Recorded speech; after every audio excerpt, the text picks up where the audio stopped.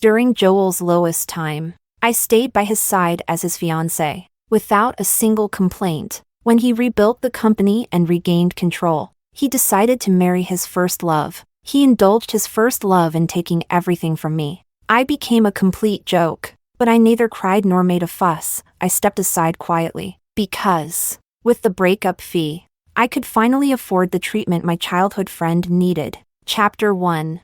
I went to Joel's office to deliver some documents. Inside, there were some suggestive sounds. It was Camila. These days, Joel had been tangled up with her constantly. Hearing my footsteps, Camila cooed to Joel, "Your fiancé is here. Should we pause? Let her wait a while." The noises grew more suggestive, painting an image no one needed. After a while, Joel came out. His clothes were disheveled, and there was a faint red mark on his neck. "What is it?" he asked. He was tall, and when he looked down at me, his impatience was evident. "Documents. Sign." I kept it short. He picked up the pen, writing quickly, as if eager to get rid of me. But just when I was about to leave, he called out to me, "Ruby, there's something I need you to handle." "What is it?" "Camila and I were photographed by the media yesterday. Make sure they don't publish it." "Why?" I asked mockingly. "Isn't what they captured the truth?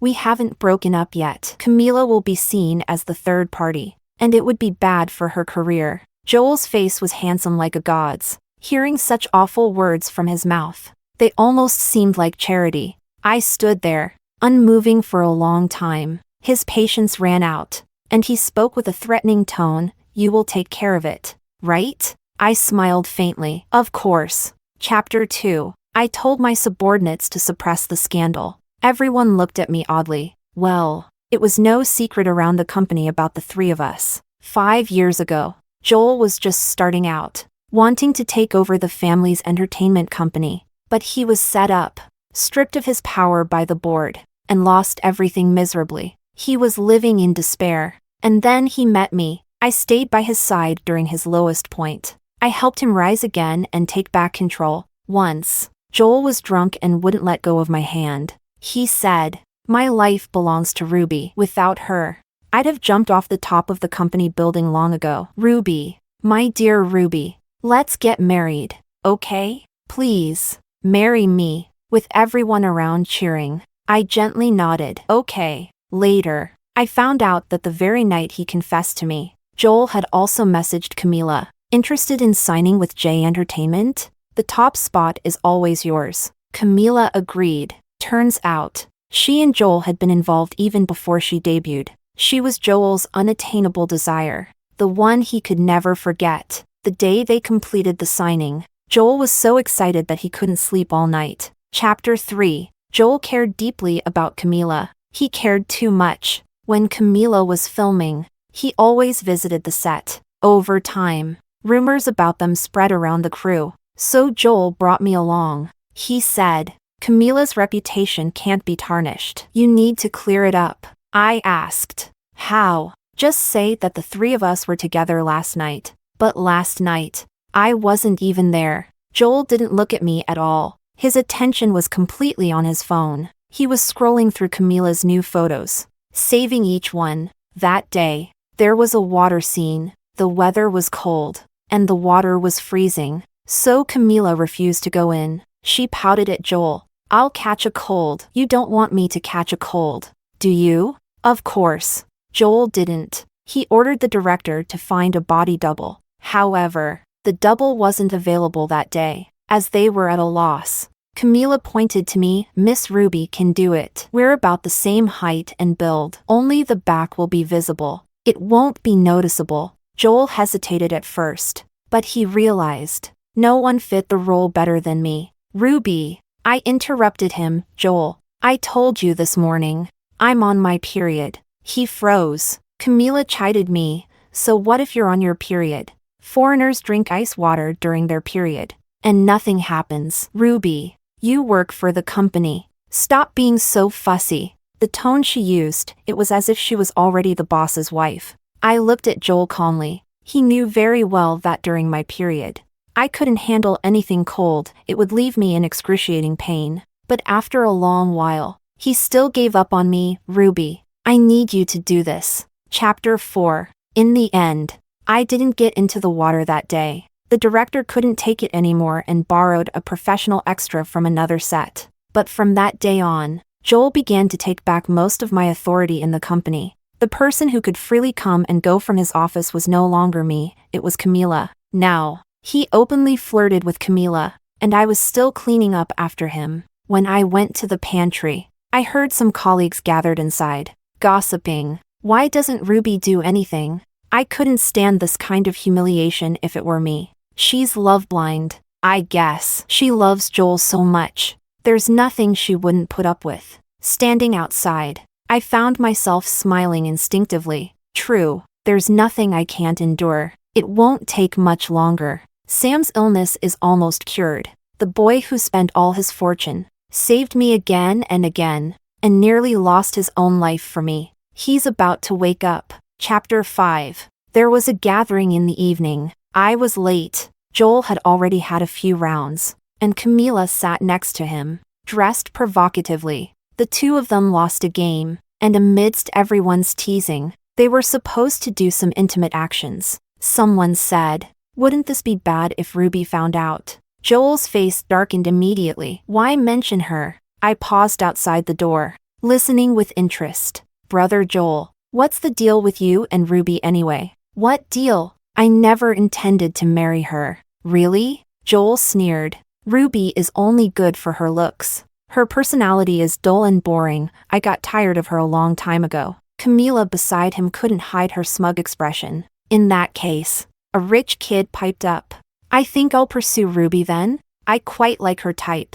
Joel paused for a moment. Then his eyes flared with anger, as if about to explode. Pursue my ass. You dare touch Ruby, and I'll make sure you never return to Beijing. The rich kid gave a nervous laugh. I thought you said you were tired of her. I haven't broken up yet. Even if I'm tired, it won't be your turn. Still not broken up? Brother Joel, are you reluctant? Bullshit. I'm not reluctant. Joel's cold gaze swept across the room. She's like chewing gum, impossible to shake off. Someone tried to mediate. Yeah, Ruby simply can't live without Brother Joel. Who knows? She might start crying and throwing tantrums. The tension in the room eased somewhat. I finally opened the door and entered. I pretended I had just arrived, laughing and chatting with friends, but deliberately ignoring Joel. Joel, clearly in a bad mood, said, "Ruby, come over here." I acted as though I hadn't heard,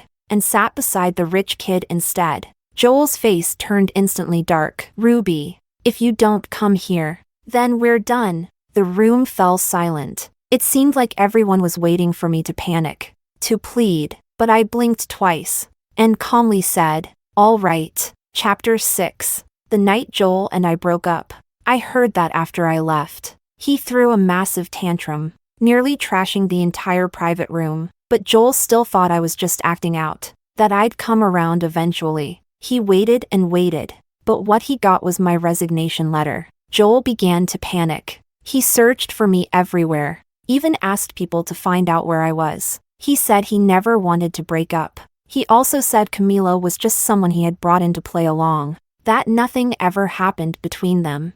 Half of the huge J Entertainment company was built by me. When I suddenly left, the company fell into chaos. Joel was on the verge of collapse. But no matter what he did, he couldn't find me. I took all my savings and vanished from the world. Until 4 months later, I made headlines in every major media outlet. Former top star Sam awakens from his illness. Ruby overjoyed to tears. In the photo, I had tears in my eyes, looking at Sam with joy. The photo went viral, being shared and discussed by many. Years ago, Sam was the hottest top star in the entertainment industry, but he had to retire after being severely injured while saving someone, falling into a coma. Only then did Joel learn. First, Sam and I were childhood sweethearts. Second, the person Sam saved back then was me. And most importantly, I never loved Joel. All these years, I tolerated him and complied with him, only for Sam's medical expenses.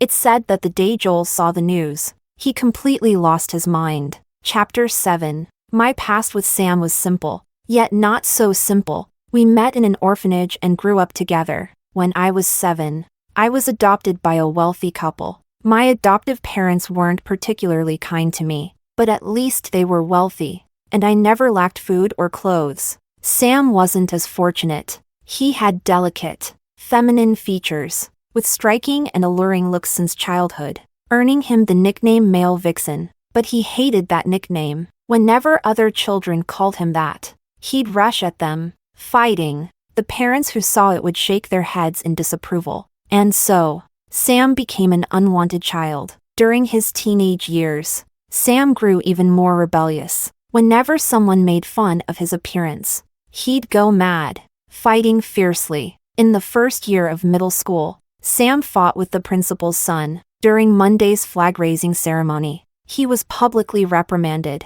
The principal demanded an apology from him. Sam took the microphone, and his lips curved upward. "Your son asked me how much I cost for a night. If he could buy me, I reasonably suspect that he learned this from his father. Maybe the father has this hobby. Like father, like son, right? Principal?" The entire school was in an uproar. The principal, enraged, threw a cup at him, breaking Sam's forehead. Blood trickled down his face. Yet he stood there, unmoved, his smile even colder, more enchanting, under the crimson stain, like a deity bored with humanity. Surprisingly, though, the next day, Sam actually went and apologized to the principal. He even wrote a 10,000-word self-reflection, pleading tearfully for the school to let him stay, as if the person who provoked everyone the day before wasn't him. No one knew what had happened. Only I knew. That day,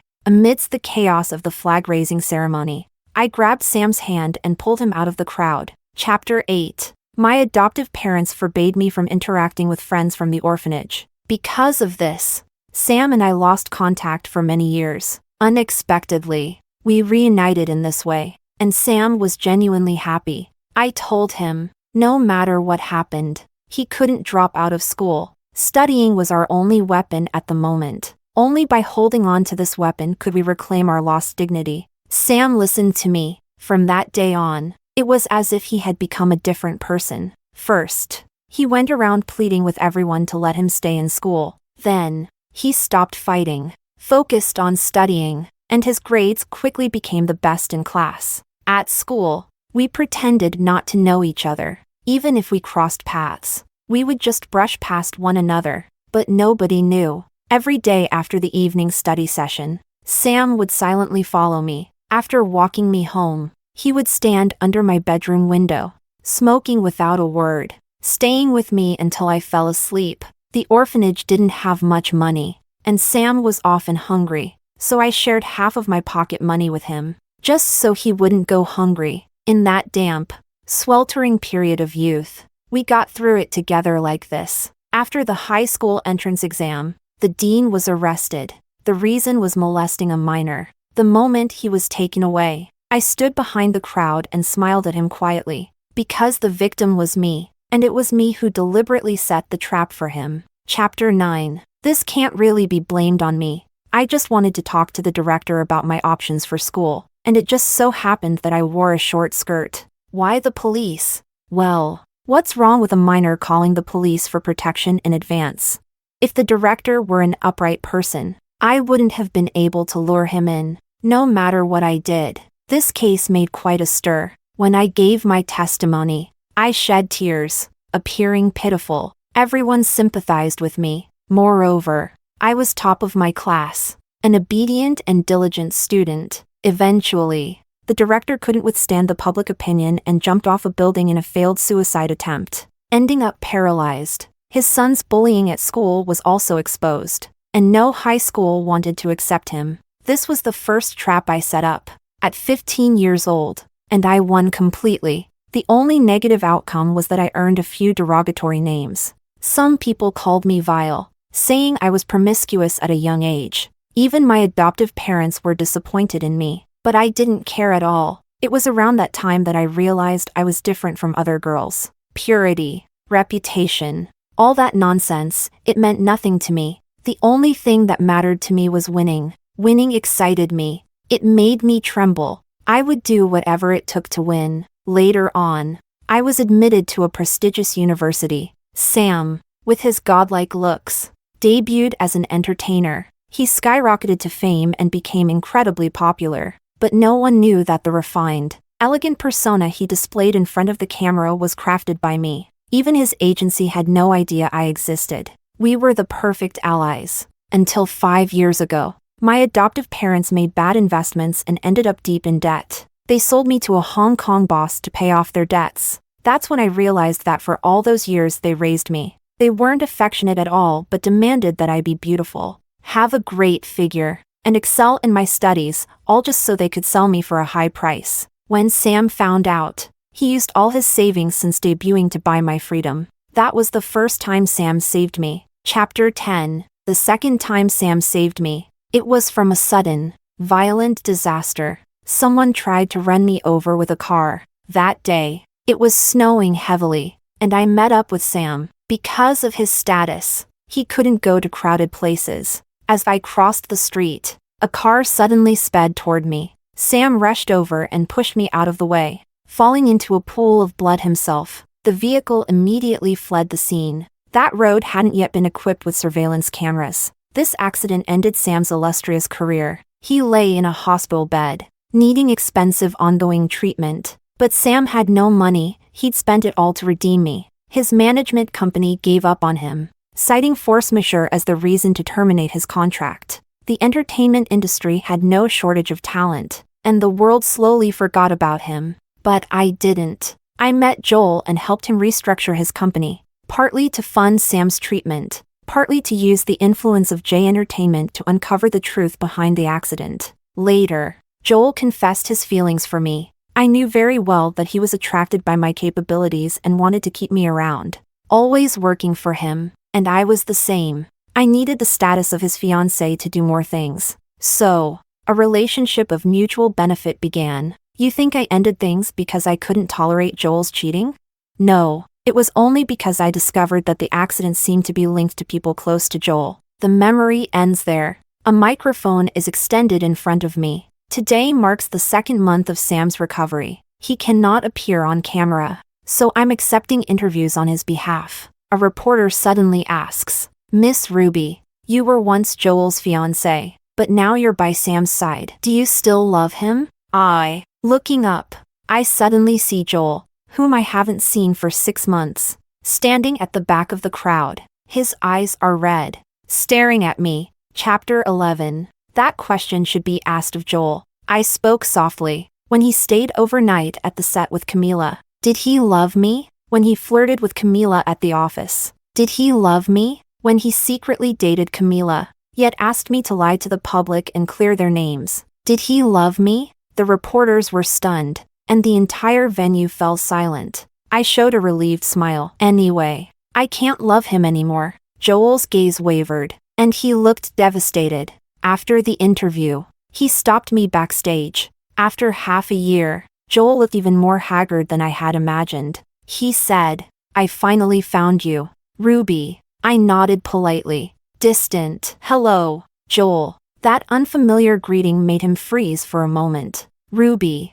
are you still angry?" "No." "Then listen to me explain. Nothing ever happened between Camila and me. She was someone I hired just for a show." "Oh, a show?" Joel's eyes darkened. "A show performed just for you." Chapter 12. Joel's next words were beyond my expectations. To put it simply, Camila was brought in by him specifically to provoke me. Because I was too gentle, too calm. I never cared about his whereabouts. When he stayed out all night, I didn't ask questions. When the media fabricated rumors about him, I didn't react. I was perfect. Like a robot girlfriend. Joel was uneasy. His intuition told him that I didn't love him. He repeatedly asked me, "Ruby, do you love me?" And each time I gave him the standard answer, "Of course, I love you." But when I said those 3 words, even the curve of my smile didn't change. Joel was lost. So he had a crazy idea.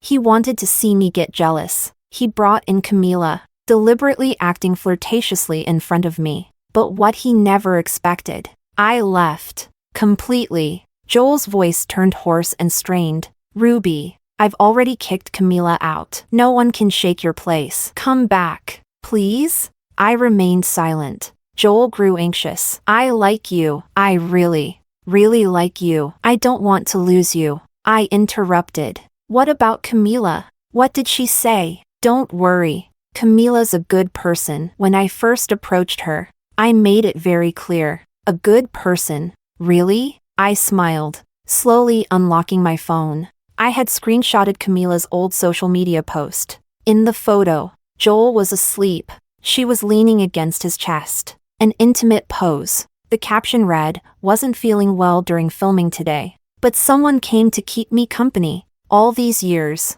and still just a call away." That post was probably set to visible to Ruby only, because Joel, seeing it now, was utterly stunned. How could she? I said. Joel, that's your dear Camila. Chapter 13. Because of my interview, Camila's reputation took a nosedive. Soon after, a video surfaced. The video seemed to be recent. Joel and Camila were arguing. What did we agree on back then? Joel questioned her. I only asked you to act along, not to really provoke her. Posting on social media visible only to Ruby. How could you be so manipulative? Camila spoke with a sobbing voice. I just wanted it to seem real. Your real meant taking intimate pictures while I was asleep and sending them to my fiancé? Camila stammered for a long time before she finally gave up and lashed out. What's so great about Ruby? Her figure's average. And she's not as pretty as me. What exactly do you like about her? What I like doesn't need to be explained to you.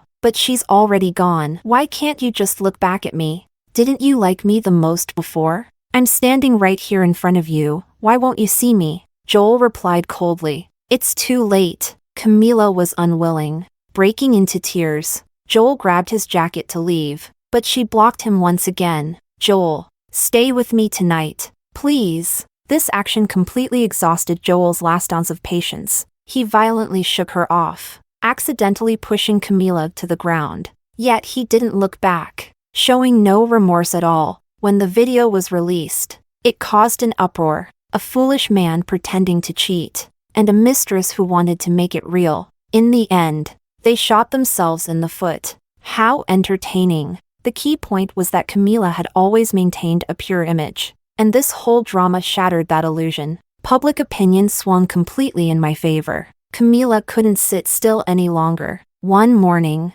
I was awakened by the sound of my phone ringing. A friend told me that Camila had put me on the trending list. She exposed all my past secrets. Ruby? She was kept by a big shot from Hong Kong. You know how dirty things can get in Hong Kong circles, right? On camera, Camila spoke with a playful smirk. Chapter 14. I watched her performance with interest. Camila wanted to drag me down with her, to go down in flames together. Only she didn't know yet. Her good days were numbered. I suddenly remembered the day Camila signed her contract with the company. It was my first time meeting her. Yet she looked at me as if she already knew me, scrutinizing me from head to toe. I really didn't expect to see you here. The words were strange. I thought about it for a long time, and couldn't recall where I had seen her before. But recently, I've had a clue. Let her be arrogant a little while longer. Once I have all the evidence, I'll send her straight to jail.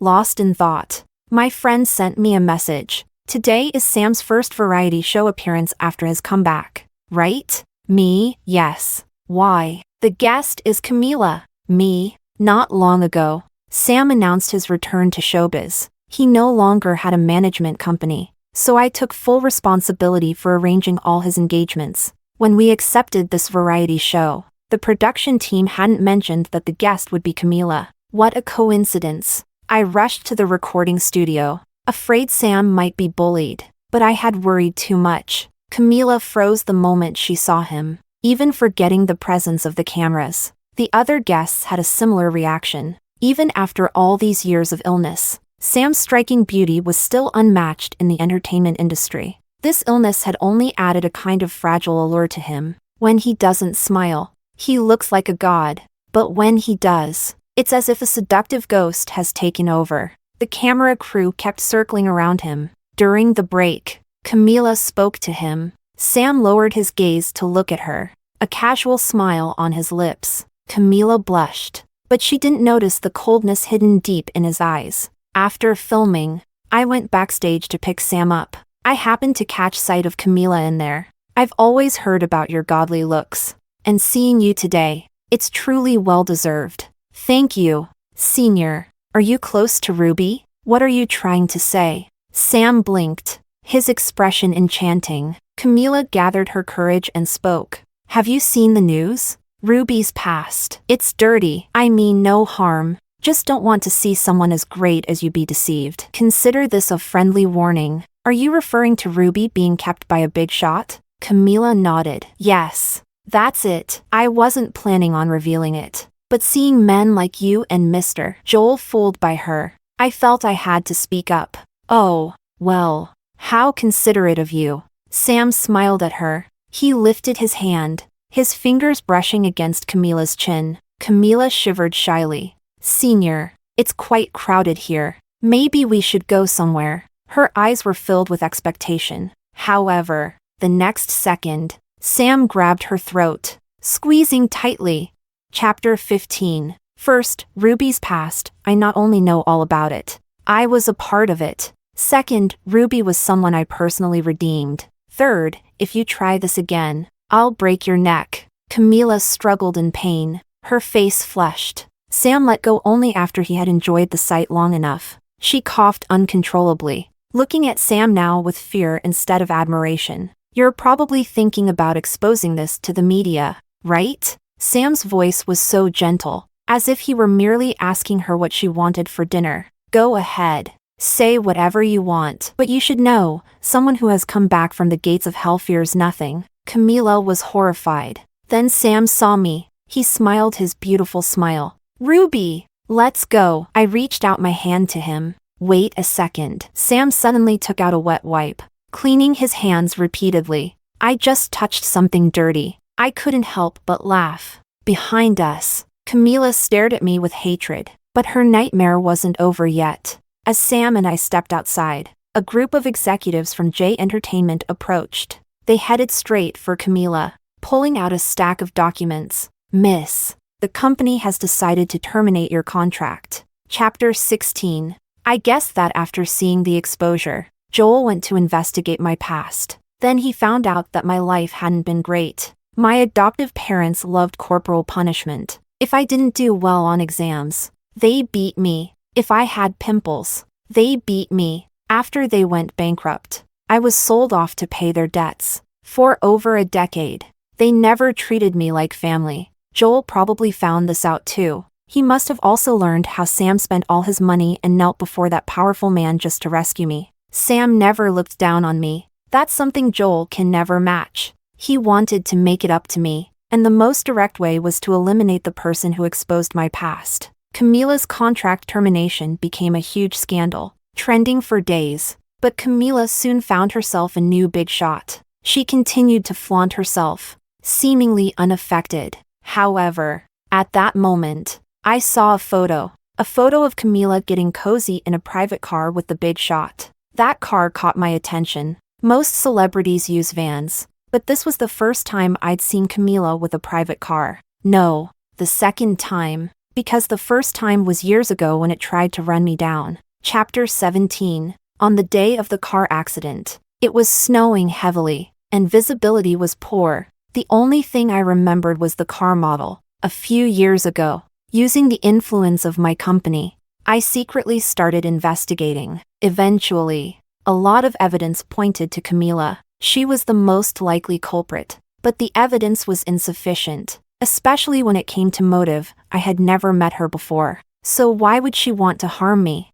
When Joel decided to sign her to the company, I wasn't angry. Instead, I thought my chance had come. When Camila joined the company, she wanted to treat the executives to dinner. That night, I pretended to be drunk. Camila asked her assistant to take me home. Once again, I took a gamble and got into their car. I had a knife hidden in my bag for self-defense, and I also wore a mini camera. If anything happened, I'd have evidence. Unexpectedly, the assistant only asked me a few questions. Where did you spend Chinese New Year 5 years ago? On the second day of New Year, when the snow was heaviest, Did you go anywhere? Did anything unusual happen? I acted tipsy. How could I remember? With all the company stuff. I can't even remember what I ate the day before. Really can't remember? The assistant's eyes flickered. I shook my head. Come on. Isn't every New Year the same? It feels less festive each year. Saying this, I tilted my head and pretended to fall asleep. The assistant quietly sent a message to Camila, but he didn't know. I squinted my eyes, observing everything. From that day forward, I was more cautious. What exactly happened on the second day of Chinese New Year 5 years ago? What did I miss? Unexpectedly, I really found something. An old man was dragged to death by a vehicle. The driver was never found, and it became an unsolved case. I remember the intersection where the accident happened. I still remember that the snow was so heavy that day, and there were no pedestrians on the street. Except for me, there was only one old man, collecting parking fees. The old man was wearing tattered clothes and was arguing with the driver. I glanced at them at the time but didn't pay much attention. Probably after I turned into a small alley, Camila, the driver, lost her patience and stepped on the gas. The old man's clothing got caught on the car, and he was dragged for hundreds of meters. By the time people found the old man's body, frozen and bled out, the snow had already covered all the tire tracks. The police investigation had no leads because the surveillance camera hadn't captured anything. The old man had no children, no relatives, and no one to seek justice for him. The matter ended just like that. And unknowingly, I became the only witness. Camila, fearing her future would be ruined, decided to silence me. But she didn't know that. My back was turned at the time, and I had earphones in. I hadn't witnessed her crime. 2 weeks later, on another snowy day, she tried the same trick. But Sam, who rushed out, messed up her plans. This failure made her afraid to act again. Plus, since I never went to the police, she guessed I hadn't seen the crime scene. Camila thought she had escaped, but she never imagined that justice would come for her in the end. On the day after Camila happily announced her endorsement, I handed all the evidence over to the police. The entire internet was in an uproar. Chapter 18. After the police got involved, everything became much simpler. Oh, and to prevent Camila from using her connections to escape while contacting the police, I also posted all the evidence online, with countless eyes watching. No one dared help her this time. After a thorough investigation, the police quickly issued a statement. The death of the old man dragged by the car, and Sam almost losing his life. Both incidents were caused by Camila. The first was accidental manslaughter. The second was premeditated. Camila was arrested. She confessed to everything. It turned out that after the first incident,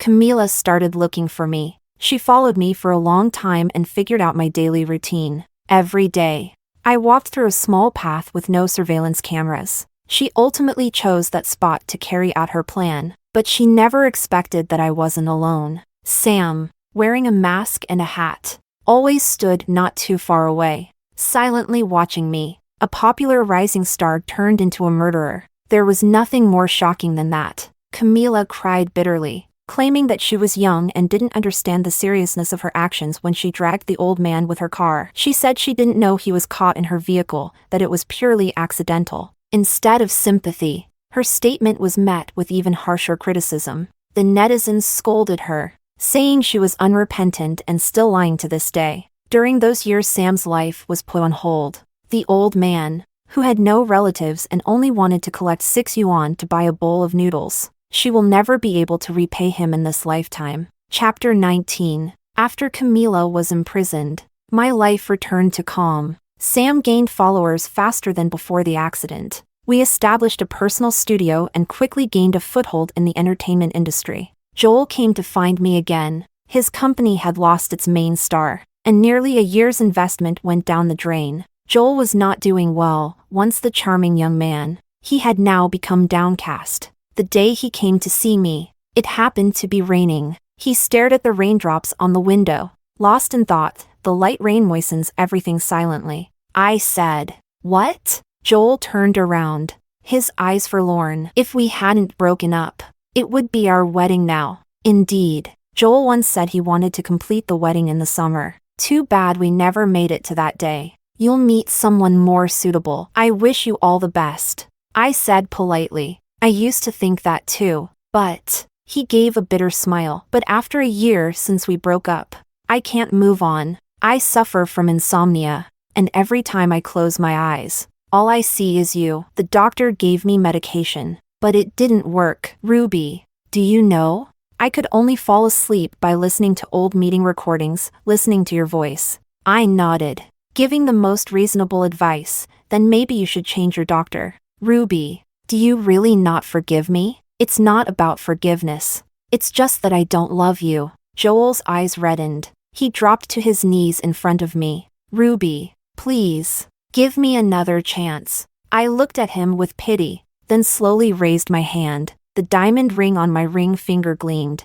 I'm engaged. Joel. Joel's last hope was shattered by my words. Chapter 20. Joel's face turned pale instantly. Sam confessed to me, and I accepted.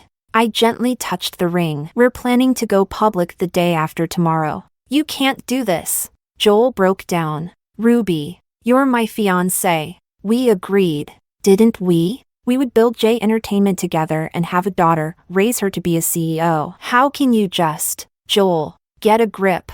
I gently reminded him. You were the one who proposed breaking up. Remember? Joel froze, stumbling backward. When I turned to leave, Joel reached out desperately, trying to grab me, but he was interrupted by Sam, who rushed over. Sam stood protectively in front of me. Joel, please stop bothering my fiancée. Yours? These past years, it was me taking care of her. Well, thank you for taking care of Ruby for me, but there's no need for that anymore. Joel, enraged, punched the glass window. Blood dripped from his fist. Ruby loves me. She's just mad at me. She'll come back eventually. Joel. Sam interrupted. Has Ruby ever truly cared for you? I mean, genuinely cared? His smile was devilish, his tone calm. When I was a kid, I had a bad temper and was often punished by the director. Left without food. It was Ruby who saved a bit of bread for me each day.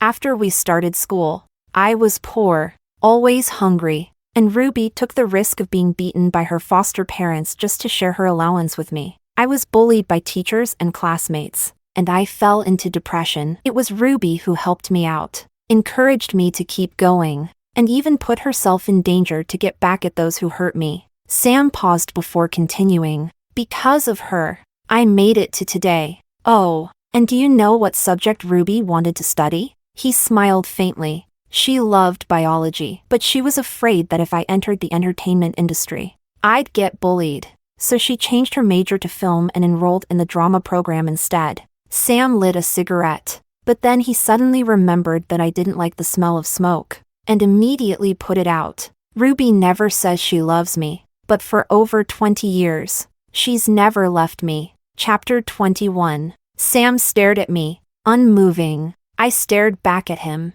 At this moment, I finally understood my own feelings. I am not a good person, nor do I love anyone. For my goals, I can use any means necessary. But Sam is different. I want to live and die alongside him, because he has already transcended love, family, and friendship. He is an inseparable part of my life. That night, I pinned Sam beneath me. I stroked his face, praising him. This face is just too beautiful. Sam never liked it when people called him beautiful. All those childhood fights, they all started because of that word. But I am different. No matter what I say, he always accepts it willingly. Ruby. He held me, letting me do whatever I wanted. The corners of his eyes flushed red, vividly seductive. I said, I avenged you again. Are you happy? Sam smiled. But it's not over yet, is it? Ruby. You want much more than this. I paused, then sighed. You really know me too well. Yes, it's not over.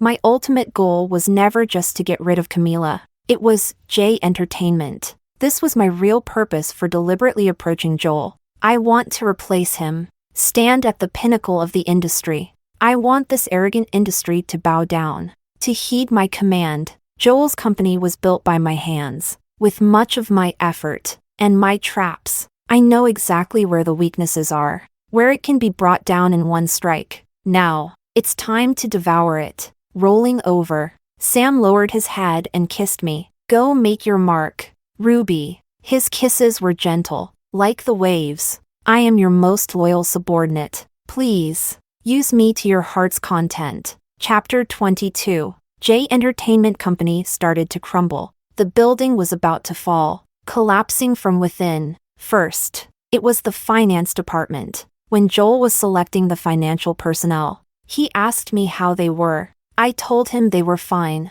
but in reality, these people were smart but greedy, and in the long run, they were a risk. Perfect for my plan. Sure enough, the financial scandal broke out. Afterward, I waited some time. J Entertainment's problems kept emerging one after another. The company's reputation plummeted within the industry, and many directors strategically withdrew. Joel was overwhelmed, and the company was on the verge of collapse. He struggled for 2 months before he finally found me. When Joel found me, he had lost a lot of weight. Looking worn and haggard, he begged me for help. I got straight to the point. I want the shares you hold. His eyes trembled. But if you can't make this decision, then go back and face it alone. I closed the door. Sam was outside, standing guard over Joel. The two were silent. After a long while, Sam asked him, "Do you know why I am better than you?" Joel looked up at him. Sam replied, "I'm more obedient." Joel stared blankly, as if he understood, but also as if he didn't. Sam continued, "In this life, besides Ruby herself, I have nothing else I want. Even this worthless life of mine is dispensable. That's why I'll follow her in whatever she does and help her reach the top." Sam closed his eyes. The last sentence was something Joel never expected. Because once we stand at the top, no one will dare to bully us again. At that moment, I stood on the other side of the door, back to back with Sam. It felt like being 6 years old again. He was locked in the dark room, and just like that, separated by a door, we relied on each other amid the vast currents of life. Chapter 23. In the end, I took action. Joel stepped back to assist me. In 5 months, J Entertainment Company underwent a complete overhaul, and I rebuilt an entirely new system.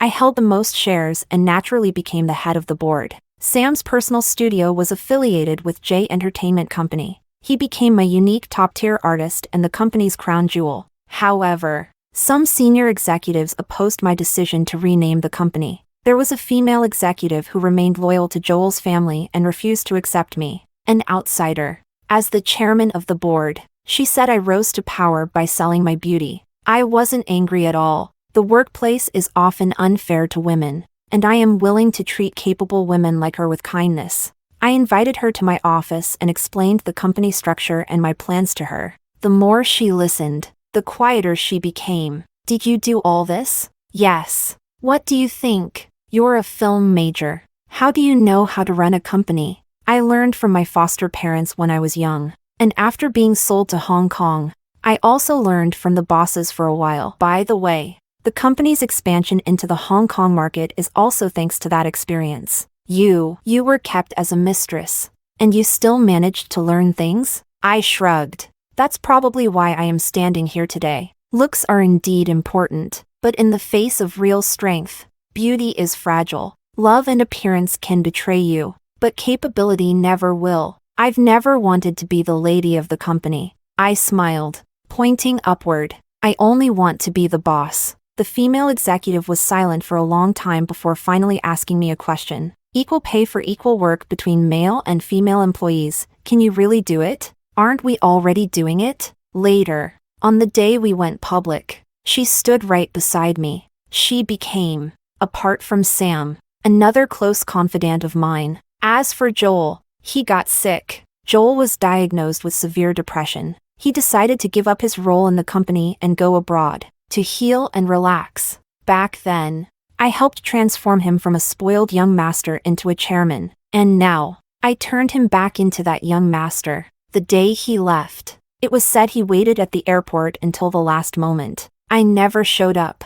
Before boarding, A light summer rain began to fall from the sky. He said, "Ruby came to see me off." The colleague sending him off asked, "What?" He looked out the window, silent for a long time. Later, I accidentally saw a photo from that day. There was a blessing charm I gave him when we first got together still hanging from Joel's backpack. Chapter 24. In the third year after the company went public, business continued to grow steadily. Sam became an unshakable milestone, a top-tier celebrity. We held our wedding. Neither of us had family, only friends. Under the blessings of our friends, Sam took my hand. He cried, "Ruby, I have a family now, don't I?" I said, "I've always been your family." I hugged him, leaning close to his ear. "Sam, I love you." We both understood the weight of those 3 words. I've said I love you countless times to others, without changing my expression, nonchalantly, but none of those times were like today. These words are heavy, crossing half a lifetime, merging into my bones. After all the ups and downs, I finally said them out loud. Before, nothing could separate us, and from now on, nothing ever will.